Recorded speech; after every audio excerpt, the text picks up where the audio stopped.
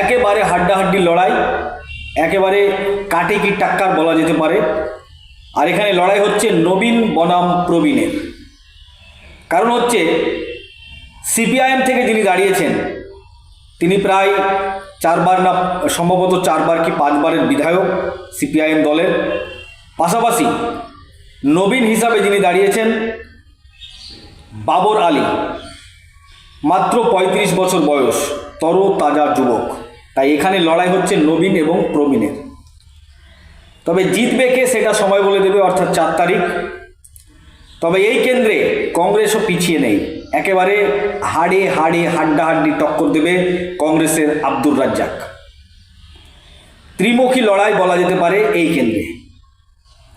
প্রথমেই হচ্ছে সিপিআইএমের ইউনুস সরকার, একবারে বলা যায় ঢাকর নেতা সিপিআইএমের, পাশাপাশি তরুণ তুর্কি নেতা বাবর আলী, এবং পাশাপাশি তিনি শিক্ষাবিদ, এলাকার বিশিষ্ট সমাজসেবী, এবং কংগ্রেসের আব্দুর রাজ্জাক, কংগ্রেসের লড়াকু নেতা, এবং আছে বিজেপির নবকুমার সরকার।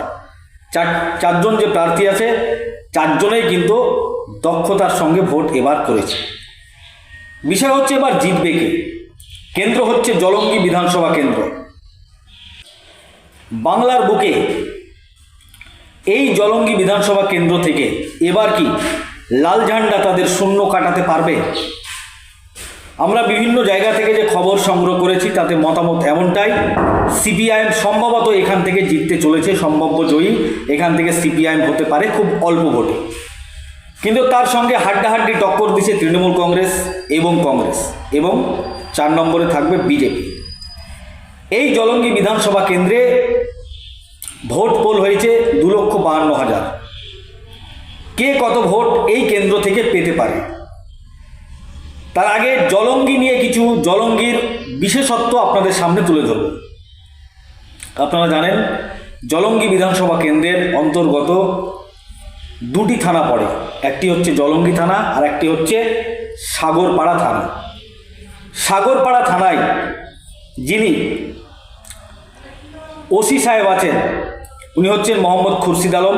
আপনারা জানেন মোহাম্মদ খুরশিদ আলম পশ্চিমবঙ্গের মধ্যে ট্যালেন্টেড এবং দক্ষতার সঙ্গে কাজ করে ওসি মোহাম্মদ খুরশিদ আলম। কিছুটা জলঙ্গির বিশেষত্ব তুলে ধরবো আপনাদের সামনে। জলঙ্গি একটা ব্লক, 2টো থানা পড়ে, একটা হচ্ছে জলঙ্গি থানা, একটা হচ্ছে সাগরপাড়া থানা। জলঙ্গি হচ্ছে সীমান্তবর্তী এলাকা, অর্থাৎ ভারত বাংলাদেশ সীমানা, বর্ডার। এখানকার বিশেষত্ব সত্যজিৎ রায়ের সংসার সিনেমায় জলঙ্গির কিছু চিত্র তুলে ধরা হয়েছে। এখানে জলঙ্গিতে নবাবী আমলে চন্দন শহর ছিল বাণিজ্যিক কেন্দ্র। কথিত আছে যে বাংলার নবাব সিরাজদৌল্লা নবাব হওয়ার পূর্বে শিকারে এসেছিলেন জলঙ্গিতে।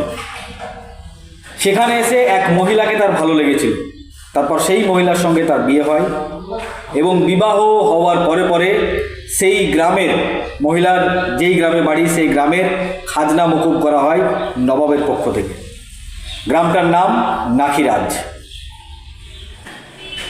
নবাবী আমলে সাগরপাড়া, আজমতপুর, আলাইপুর এলাকায় 12 ভূঁইয়া উদয়ের সাথে মুঘল বাহিনীর যুদ্ধের সেনা সমাবেশ হয়েছিল। উদয়ের নামেই উদয়নগর গ্রাম তৈরি হয়েছে।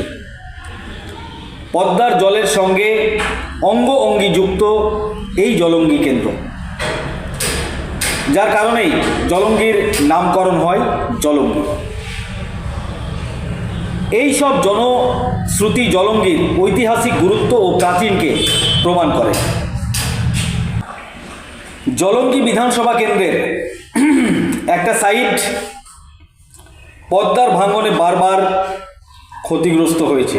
ভাঙার ফলে বারবার পাল্টেছে জলঙ্গির ভূগোল। পদ্মার ভাঙনে মসজিদ থেকে শুরু করে মসজিদ, স্কুল, পাঠশালা বিভিন্ন সময় বিভিন্নভাবে ভেঙেছে। হাজার কষ্টের মধ্যেও বেদনার বালুচরে আবার গড়ে উঠেছে বসতি, শহর, গ্রাম।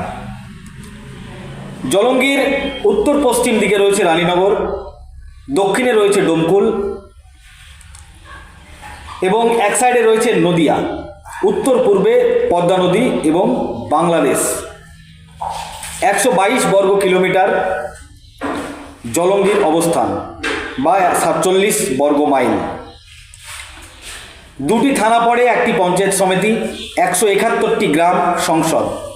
এই জলঙ্গি বিধানসভা কেন্দ্রে প্রায় 70% মুসলিম এবং 30% সনাতনী সম্প্রদায়ের মানুষ বসবাস করে। জলঙ্গির কিছু গুরুত্বপূর্ণ ইতিহাস। এখানে রূপালী ইলিশ পাওয়া যায়, ইলিশ মাছ, যেটা ভারত বিখ্যাত, বাংলা বিখ্যাত রূপালী ইলিশ। খেজুর গুড়, ধান, পাট, গম, সবজি, শাক, এই হচ্ছে কর্মসংস্থান। অনেকে আছে রূপালী ইলিশের ব্যবসা করে, মাছ মারে, জেলে সম্প্রদায় আছে, এবং ধান, পাট, গম, শাকসবজি, অনেক কিছু। জলঙ্গিতে একটি মহাবিদ্যালয় আছে জলঙ্গি নামে। পাশাপাশি জলঙ্গি বিধানসভা কেন্দ্রের অন্তর্গত সাগরপাড়া থানা, সাগরপাড়ায় সুবীর সরকার 1975 সালে রাজ্যে শিক্ষায় 2য় স্থান অধিকার করেছিলেন। সেখান থেকে শিক্ষার মান উন্নয়ন বাড়তে শুরু করে জলঙ্গি। দয়ারামপুরের হাবিবুর রহমান বাংলাদেশের রাষ্ট্রপতি নিযুক্ত হয়েছিলেন। সাদি খান দিয়ারের সুফিয়া খাতুন অলিম্পিকে অংশগ্রহণ করেছিলেন। 12 মাসিয়ার নুরুল হক আমেরিকার একজন বিজ্ঞানী।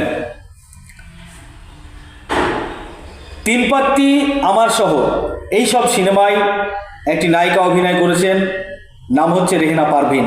বাড়ি জলঙ্গি বিধানসভা কেন্দ্রের অন্তর্গত নটিয়ালে। দেবীপুর গ্রামের রাকেশ সরকার অস্ট্রেলিয়ার আবহাওয়াবিদ।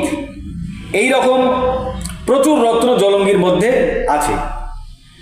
পাশাপাশি জলঙ্গিতে বাউল গান, ফকিরি গান, কীর্তন, মনসা গান, যাত্রা, বাংলা আধুনিক গান এরও চর্চা রয়েছে প্রচুর। গোলাম ফকির বিখ্যাত ফকিরি গান করে। তারপরে হচ্ছে রাধারানী, তিনিও বিখ্যাত গায়ক, বাংলা গানের, মনসা গানের বা বাউল সঙ্গীতের। সাদি খান দিয়ার এলাকায় মুখার্জি বাড়ি, গোসাই বাড়ি। সাগরপাড়ার রামকৃষ্ণ সেবাশ্রম, সাহেবনগরের নীলকুঠি, সাগরপাড়ার জুম্মা মসজিদ, বাবা বিশ্বনাথ মন্দির সহ একাধিক মসজিদ মন্দির জলঙ্গিকে সম্প্রীতির ছোঁয়ার বাঁধনে বাঁধে। বলা যেতে পারে জলঙ্গি একটা শান্তি সম্প্রীতির জায়গা। এখানে হিন্দু, মুসলিম সহ সমস্ত ধর্মের মানুষ বসবাস করে এবং সবাই মেল মহব্বতের সঙ্গে চলেন। সকলের উৎসবে সকলেই সামিল হয়, সেই চিত্র জলঙ্গিতে আমাদের ধরা পড়েছে। মুর্শিদাবাদ জেলার জলঙ্গি বিধানসভা কেন্দ্র। এই জলঙ্গি ব্লকের মধ্যে 10টা গ্রাম পঞ্চায়েত পড়ে। চোয়াপাড়া, দেবীপুর, ফরিদপুর, ঘোষপাড়া, জলঙ্গি, কাটাবাড়ি, খয়রামারি, সাদি খান দিয়ার, সাগরপাড়া, সাহেবনগর, এই 10টা হচ্ছে জলঙ্গি ব্লকের মধ্যে। এর বাইরেও 4টে যে গ্রাম পঞ্চায়েত আছে, সেটা হচ্ছে রানীনগরের কাতলামারি 1, কাতলামারি 2, রানীনগর এবং রাজাপুর। এই 4টে গ্রাম পঞ্চায়েতের ভোট জলঙ্গি বিধানসভা কেন্দ্রের অন্তর্ভুক্ত। ফলে টোটাল 14টি গ্রাম পঞ্চায়েত বা অঞ্চল নিয়ে জলঙ্গি বিধানসভা কেন্দ্র, যার ভোটার সংখ্যা এবারের পোল 2,52,000, আর ভোট ছিল 2,62,000। ভোট পোল হয়েছে 2,52,000। এবার আসি মূল কথায়, এই কেন্দ্রে জিতবে কে, জয়ী কে হবে, সম্ভাব্য জয়ী কে হবে। তবে আমরা বিভিন্ন জায়গা থেকে আমাদের চ্যানেলের রিপোর্টাররা রিপোর্ট সংগ্রহ করেছে।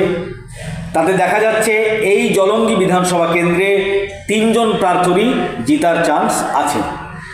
মানে সিপিআইএম, কংগ্রেস এবং তৃণমূল কংগ্রেস 3 জনের মধ্যে একটা হাড্ডাহাড্ডি টক্কর, হাড্ডাহাড্ডি লড়াই আমরা দেখতে পাবো জলঙ্গি বিধানসভা কেন্দ্রে।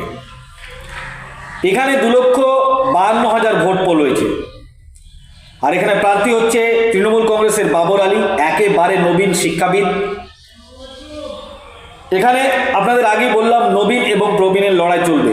অর্থাৎ বাবর আলী হচ্ছে নবীন, তাজা যুবক, সংগঠনের দিক দিয়ে অনেকটা এগিয়ে তৃণমূল কংগ্রেস, তাই তৃণমূল কংগ্রেস ভরসা করে বাবর আলীকে টিকিট দিয়েছে। পাশাপাশি তিনি এলাকার একজন বিশিষ্ট সমাজসেবী। এবং সিপিআইএমের ইউনুস সরকার, তিনি সম্ভবত 4বার না 5বারের বিধায়ক, সেও একটা সিপিআইএমের ধাকড় নেতা, একবারে তাবড় নেতা বলা যায়। পাশাপাশি কংগ্রেসের যিনি আব্দুর রাজ্জাক দাঁড়িয়েছেন, তিনিও কিন্তু একেবারে শক্তিশালী নেতা কংগ্রেসের।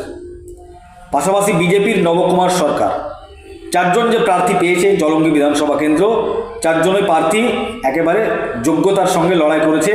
তবে জিতবে কে, এটা 4 তারিখ পর্যন্ত অপেক্ষা করতে হবে। তবে আমাদের রিপোর্টারের তথ্য অনুযায়ী এই কেন্দ্রে হাড্ডাহাড্ডি লড়াই হবে। এই কেন্দ্রে 2,52,000 ভোটের মধ্যে বিজেপি পেতে পারে 30,000 ভোট সম্ভবত, এবং কংগ্রেস পেতে পারে 71,000 ভোট, তৃণমূল কংগ্রেস পেতে পারে 72,000 ভোট এবং সিপিআইএম পেতে পারে 73,000 ভোট। অন্যান্য দল এবং আমজনতা উন্নয়ন পার্টি পেতে পারে 6,000 ভোট। অর্থাৎ সম্ভাব্য জয়ী জলঙ্গি বিধানসভা কেন্দ্র থেকে সিপিআইএম প্রার্থী ইউনুস সরকার, তিনি সম্ভাব্য হিসাবে 1,000 ভোটে জয়ী হতে পারে, এমনটাই সম্ভাবনা। এই ছিল আজকের গুরুত্বপূর্ণ বুথ ফেরত সমীক্ষা জলঙ্গির বিধানসভা কেন্দ্রের। অবশ্যই ভিডিওটি যারা দেখছেন, ভিডিওটি শেয়ার করবেন, চ্যানেলটি ফলো করবেন, সাবস্ক্রাইব করবেন। আই লাভ মাই ইন্ডিয়া, মেরা ভারত মহান। আপনারা দেখছেন আখেরিগঞ্জ নিউজ।